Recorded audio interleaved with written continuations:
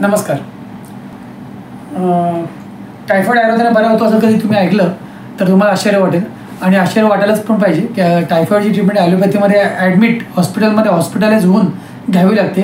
त्या ठिकाणी आयुर्वेद काय करेल आणि आयुर्वेदाचा काय उपयोग होईल की नाही. आयुर्वेद फक्त जुन्या आजारांसाठी जडीबुटी वगैरे आहे बस एवढंच, त्याच्या व्यतिरिक्त काही नाही. हे जे लोकांच्या मनामध्ये असतं तुमच्या मनात पण असं असेल तर आजपासून हा विचार मनातून काढून टाका आणि आजपासून जे आहे हे चमत्कार काय होतं आयुर्वेदाने हे बघा. मी तुम्हाला जे आज उदाहरण देणार आहे ते एक वेगळंच उदाहरण आहे. तिच्यामध्ये 15 वर्षाची एक दिदी होती. त्या दिदीला टायफॉईड हा डायग्नोज केलेला होता. त्यांनी ॲलोपॅथीच्या हॉस्पिटलमध्ये त्यांनी सांगितलं की तुम्हाला ॲडमिट व्हावं लागेल आणि ॲडमिट होऊन तुम्हाला ट्रीटमेंट करावं लागेल.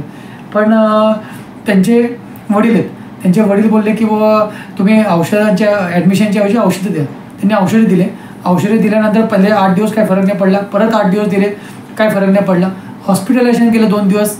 त्याच्यानंतर त्यांना बरं वाटलं, पण ताप आणि सर्दी खोकला हे काहीही बरं होत नव्हतं. नंतर त्यांनी आपल्याकडे आले. 15 दिवसाची पूर्ण ट्रीटमेंट त्यांनी कंप्लीट केली आणि 15 दिवसात त्यांचा टायफॉईड पूर्णतः नील झाला.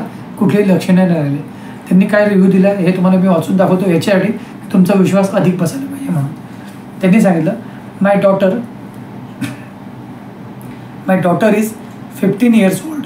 शी हॅड फीवर, डिझिनेस म्हणजे चक्कर येणं किंवा weakness, headache, loss of appetite म्हणजे भूक न लागणं. हे त्यांना 15 दिवसाने नेहमी व्हायचं पण आणि 15 दिवस आधीपासून जेव्हा ते आपल्याकडे येत होते ते 15 दिवसापासून होत होतं. I did all blood test but nothing came out. I went to an MD physician. He said that it was typhoid. We took treatment, but there was no difference. Our neighbor told us we went Dr. Jeevan Chaudhary. We had a wonderful experience. My daughter got cured completely and is now completely healthy. अशा रीतीने आयुर्वेदामध्ये सुद्धा असे चमत्कार आहेत की ज्याच्याने टायफॉईडसारखे आजार बरे होऊ शकतात. तुम्हाला सुद्धा अशा प्रकारे चमत्कारांवर आयुर्वेदावर विश्वास ठेवणं गरजेचं आहे, ज्याच्याने तुम्हाला खरोखर म्हणजे साईड इफेक्ट फ्री आयुष्य जगून तुमचं आयुष्य हे दीर्घायू करू शकता. थँक्यू.